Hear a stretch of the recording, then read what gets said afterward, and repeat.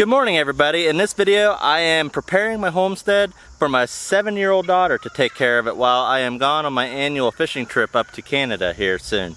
My wife has a lot on her hands, and if we can go ahead and turn the homestead over to my daughter to take care of, then that would be great. I do have a few things I need to get taken care of to make it to where she has access to feed and stuff like that that may be out of her reach.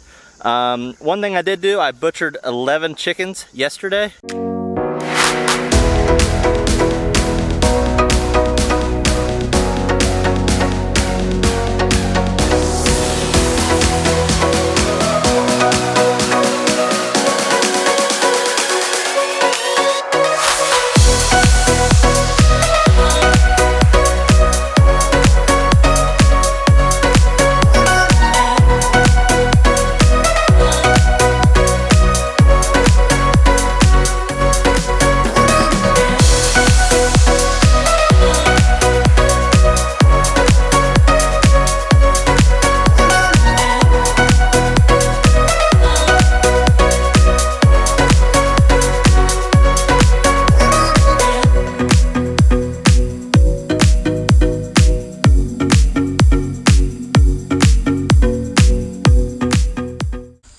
Got it done.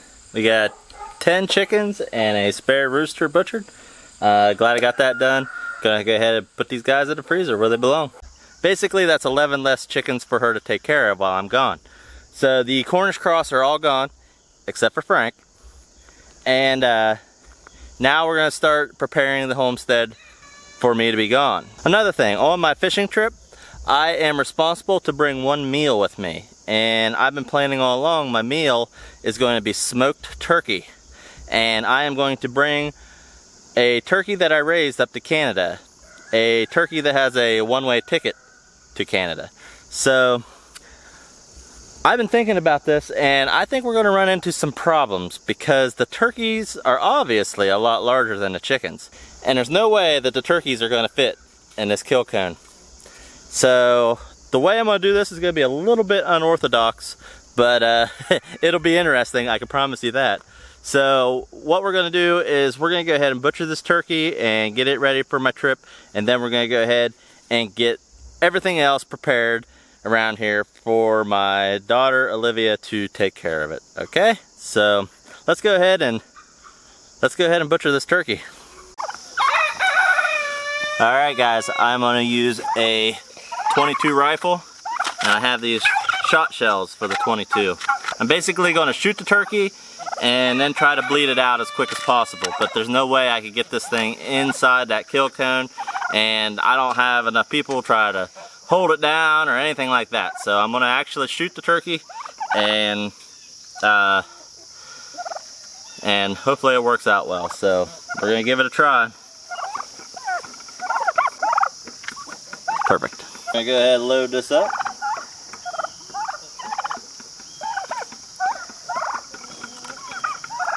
We're loaded. Olivia, I want you to stay back here by the camera, and we're going to pick the biggest one. Between these two, I'm going to go with this one.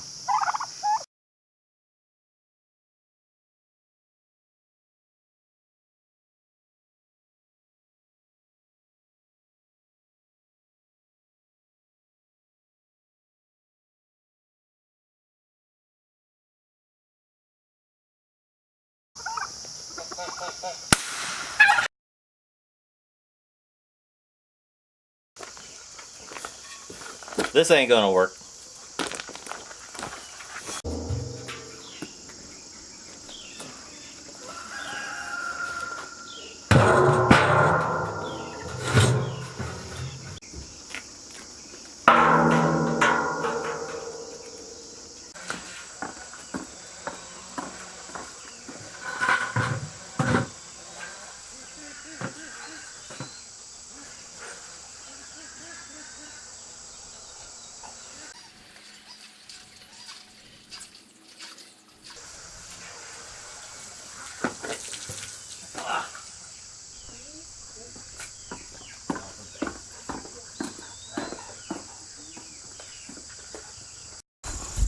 Alright guys, the turkey is not going to fit into my plucker either. So this is what I've rigged up.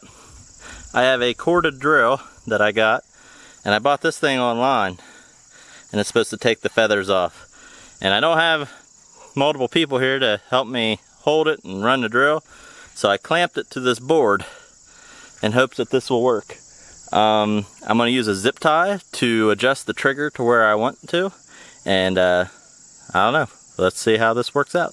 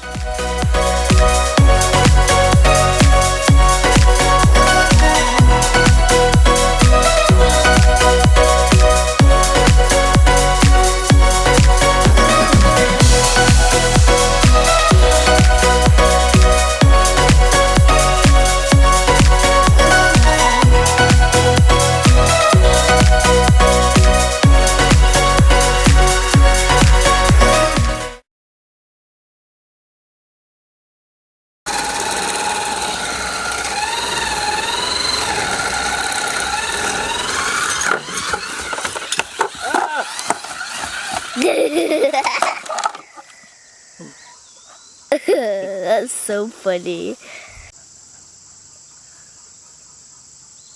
I still recording? Yeah.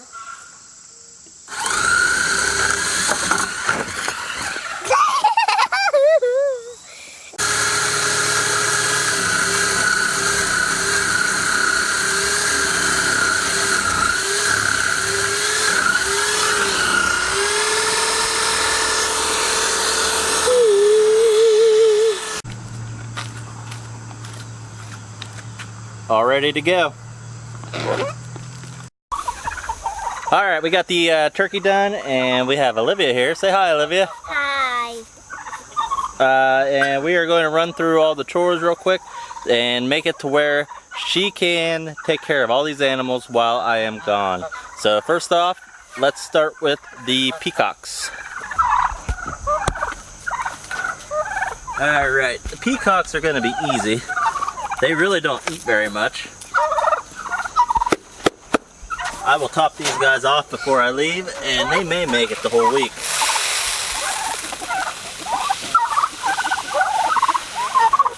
Yeah.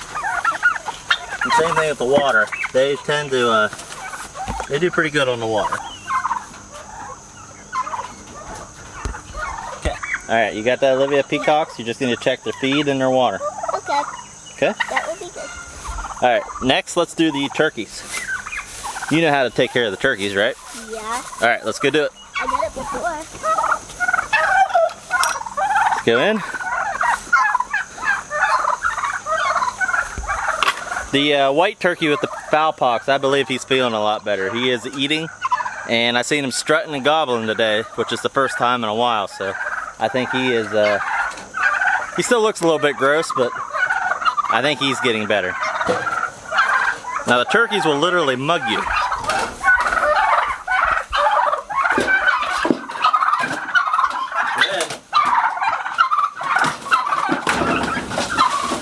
Hell yeah.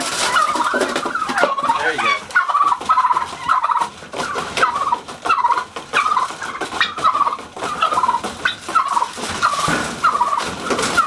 Alright, now throw the rest outside. Throw it. Going to do the rabbits. Alright. Yeah, the rabbit bottles might be a little hard for you to take care of, so I went ahead and I bought these Crocs, and this is what we're going to go ahead and put their water in to make it easier for you, okay? Alright, go ahead and put the water in. And there you go. Okay, Alright, now I put a bunch of rabbit food in this 5-gallon bucket, and we're going to keep it out here next to the rabbits to keep it dry. That way you don't have to haul it in from the garage. So just go ahead and grab your bucket and go ahead and go in. Go ahead and give our buck some food. Okay, that one's good. Now you're going to use this crock. And just go ahead and use that and scoop. Go ahead and scoop some out for the dough. It's good. And put it in her cage. Go ahead, put it in there. Okay. Now what do you do after you get done with the turkeys? I close the door and then I get to unlock.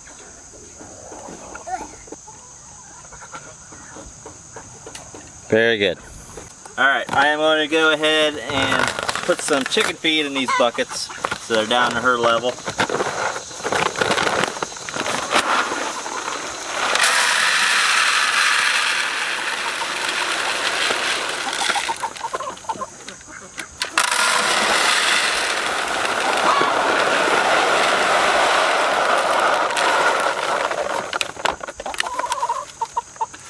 Alright.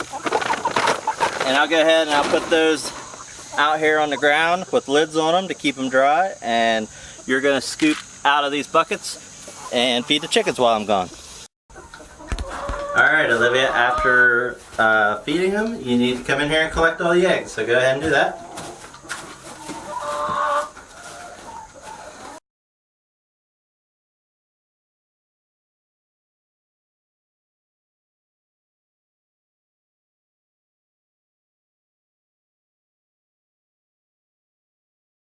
Okay. Alright, that's about it with the chickens.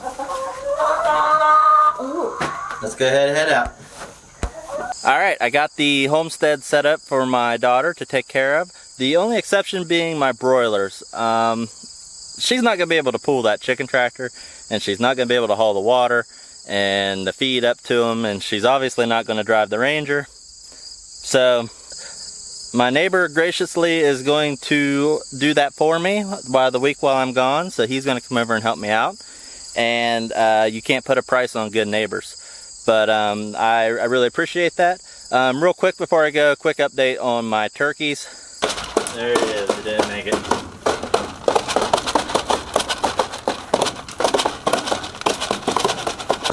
Unfortunately, it didn't make it, guys.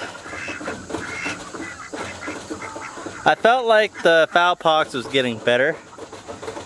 However, I also believe it was in his throat and he was unable to eat. And he probably hasn't eaten in over a week, and I was just hoping that it would get better to the point where you can get some food down, and I don't think that happened. I hate that. I had a pair of bourbon red turkeys and I lost my male. That's a shame. But I guess I'll have to get some more eggs, and maybe in the spring get some eggs and hatch out some more. But I really hate that. I was hoping it would get better. It's unfortunate. It was so severe, and like I said, I feel like he couldn't eat. I felt like it was in his throat, and it's too bad. But I need to get rid of the body. I'm gonna get it as far away as I can, and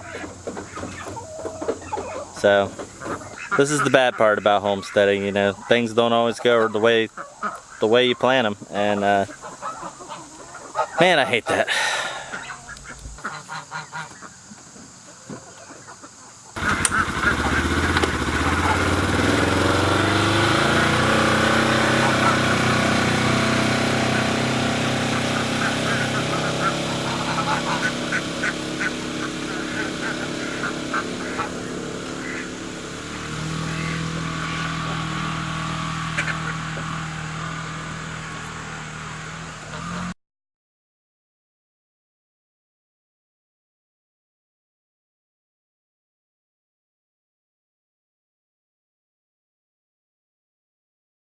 Yeah, that's too bad. It does look like the midget white turkey is going to make it.